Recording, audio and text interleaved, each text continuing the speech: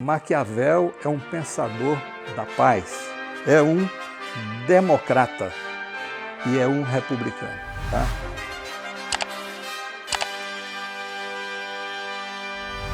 A segunda apresentação, né, também nessa linha, é apresentada no livro conhecido como Anti-Maquiavel, que foi redigido em 1738 por ninguém menos do que Frederico, o Príncipe, que depois vai se transformar em segundo, que depois que ele se transforma em imperador da Prússia.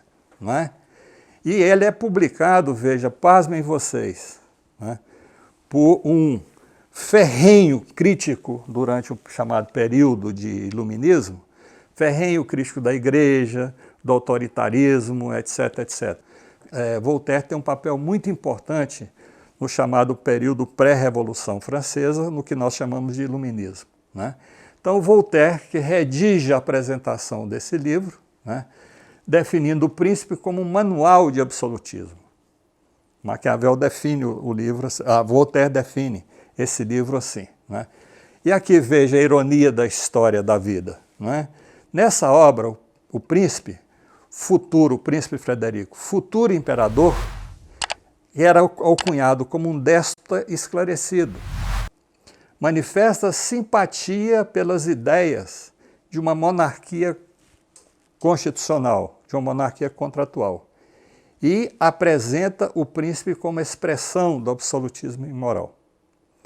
Veja, esse jovem príncipe, né, metido a intelectual, leu e escreveu essa obra, que foi com entusiasmo, né, assumida pelo Voltaire. Mas vamos ver aqui as consequências disso. Então, Voltaire, que é o crítico mordaz, ferrenho do absolutismo, e é um amigo pessoal do príncipe Frederico, que depois vai se transformar em imperador. Né?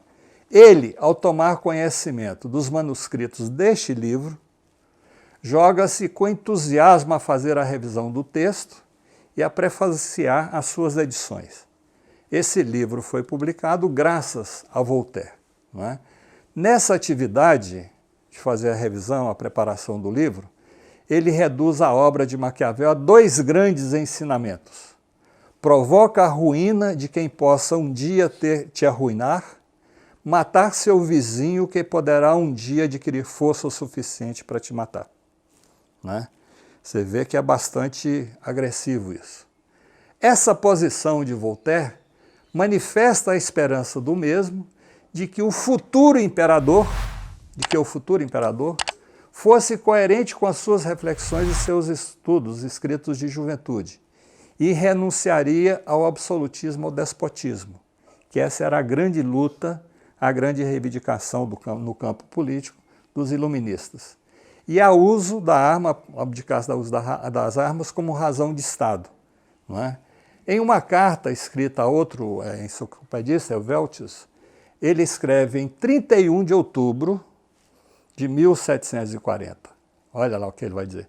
Se ocorrer a este rei vir atrair tão grandes compromissos, assumidos aqui no Anti-Maquiavel, eu chorarei e já não mais poderei amá-lo.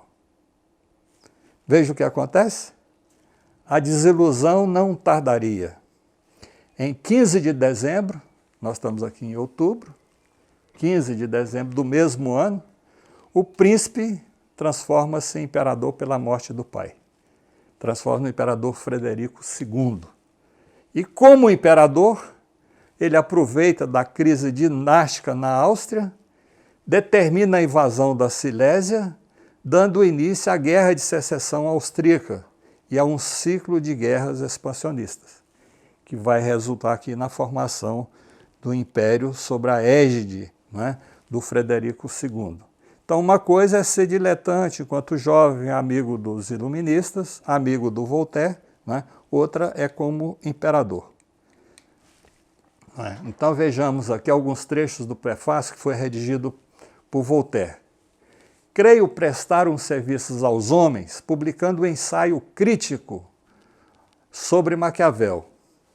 O ilustre autor dessa refutação é uma daquelas grandes almas que o céu forma raramente para conduzir o gênero humano a virtude de seus exemplos. Deitou por escrito seus pensamentos alguns anos atrás, no único objetivo de escrever verdades que o coração lhe ditava. Era ainda muito jovem, queria apenas formar-se na sabedoria, na virtude. Não contava dar lições senão a si próprio. Veja, não contava dar lições apenas a si próprio, mas lições que Deus merecem ser dadas a todos os reis e podem ser fonte de felicidade para os homens.